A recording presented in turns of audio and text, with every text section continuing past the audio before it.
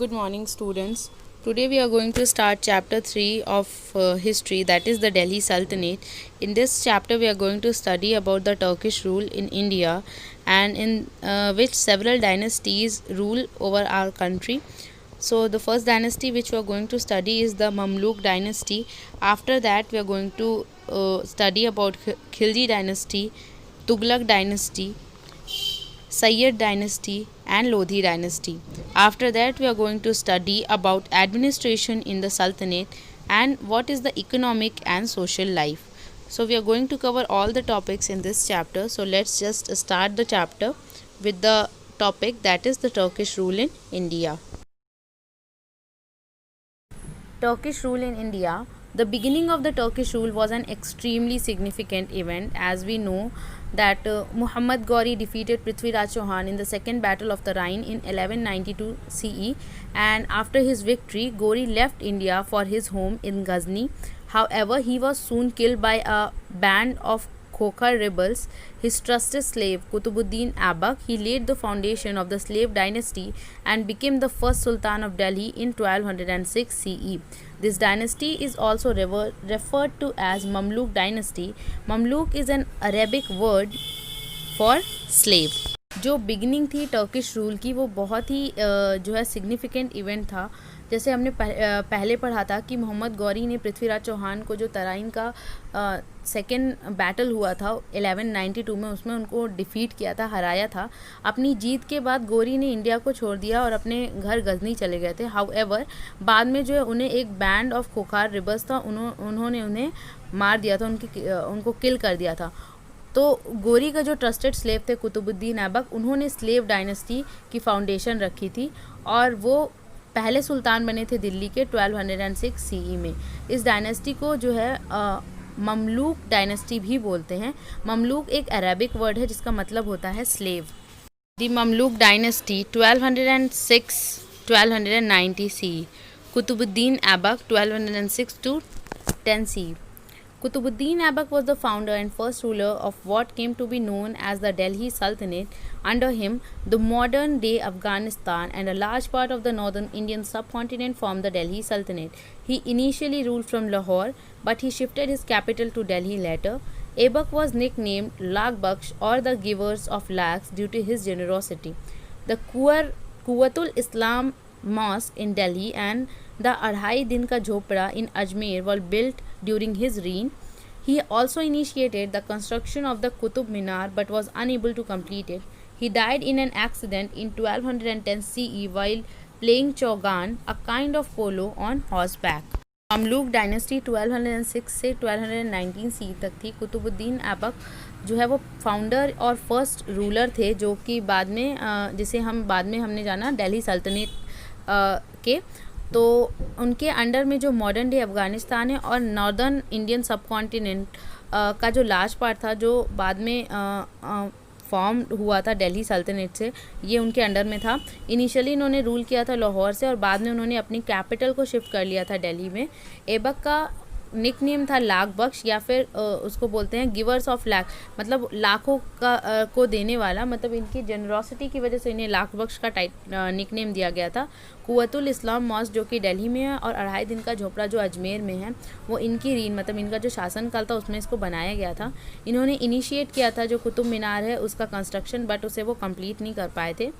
ये इनकी डेथ जो है 1210 CE में एक एक्सीडेंट में हो गई थी जब ये चौगान खेल रहे थे.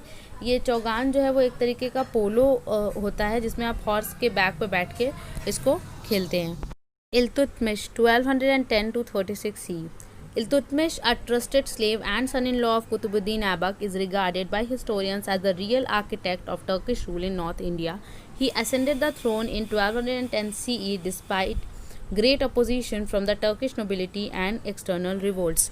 इल्तुतमिश जो है एक ट्रस्टेड स्लेव था और सन इन लॉ थे कुतुबुद्दीन ऐबक के, जो कि हिस्टोरियंस के थ्रू जो है वो हिस्टोरियंस के द्वारा इन्हें रिगार्ड किया गया एक रियल आर्किटेक्ट जो टर्किश रूल था नॉर्थ इंडिया का, उसे इन्होंने ये थ्रोन पे बैठे थे 1210 CE में. इसके डिस्पाइट कि जो अपोजिशन था उन्हें टर्किश नोबिलिटी और एक्सट्रीम रिवोल्ट्स के बावजूद जो है वो थ्रोन पे 1210 CE में बैठे थे.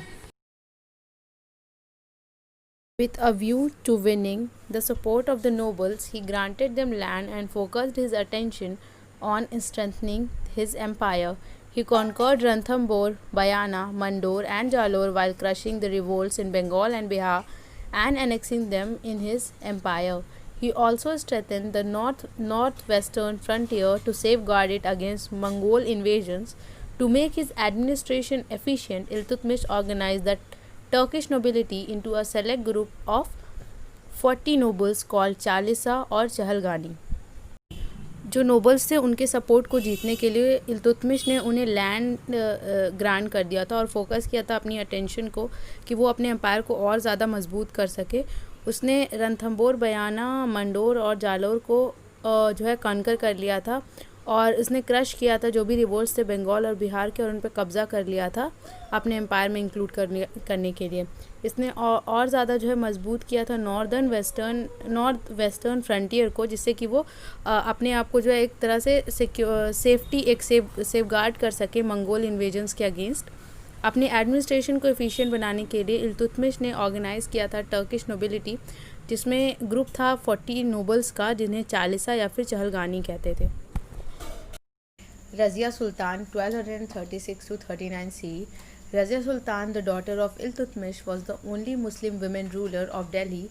Referring to her, Minhajul Siraj, chronicler of the period, says she was a great monarch, wise and a dispenser of justice and protector of her subjects, but born of the wrong gender. So in the estimation of men, all her virtues were worthless. Opposing the gender bias and cultural orthodoxy of her age, she wore male attire and appeared in public without any veil. She established law and order throughout the empire. Her rule triggered a power struggle between the Sultan and the Chahilgani. The nobility opposed her rule and also disapproved of the high position she granted to her Ethiopian slave Yakut. Eventually, they revolted against her. She was killed as a part of a conspiracy by the nobles while she was on her way to reclaim her empire. Razia सुल्तान जो है वो इल्तुतमिश की बेटी थी और ये दिल्ली की जो है ओनली विमेन रूलर थी उस टाइम पीरियड की. इन्हें जो है क्रोनिकलर उस टाइम पीरियड के थे मिनहाजुल सिराज. उन्होंने बोला था कि एक बहुत ही ग्रेट मोनार्क, वाइज, जस्टिस की डिस्पेंसर और अपने सब्जेक्ट्स की प्रोटेक्टर थी, बट ये रॉन्ग जेंडर के साथ ये बॉर्न हो गई थी. सो इनके जो अगर हम इनको एस्टिमेशन करें मेन से, इनके जितने भी वर्च्यूज़ थे वो वर्थलेस हो गए थे. इन्होंने जेंडर बायसनेस और कल्चरल ऑर्थोडॉक्सी को अपोज किया था उनकी एज के, उनके टाइम के. ये मेल अटायर मतलब लड़कों के कपड़े पहनती थी और साथ ही साथ पब्लिक में उस टाइम पे बिना किसी बुरके के अपीयर होती थी. इन्होंने पूरे एम्पायर में लॉ एंड ऑर्डर को इस्टेब्लिश किया था. इनके रूल ने जो है एक पावर स्ट्रगल को ट्रिगर कर दिया था सुल्तान और चहलगानी मतलब जो 40 नोबल्स का ग्रुप था उनके बीच में.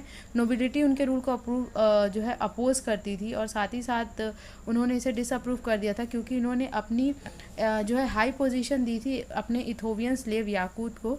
इवेंचुअली उन्होंने इनके खिलाफ जो है वो रिवोल्ट कर दिया था. इनको जो है मार दिया गया था. शी वॉज किल्ड जब नोबल्स ने इनके खिलाफ कॉन्स्पिरेसी करके इन्हें मार दिया था, जब ये जो है अपने रास्ते में थी अपने एम्पायर को रिक्लेम करने के लिए जा रही थी तब. That's it for today's class. Thank you.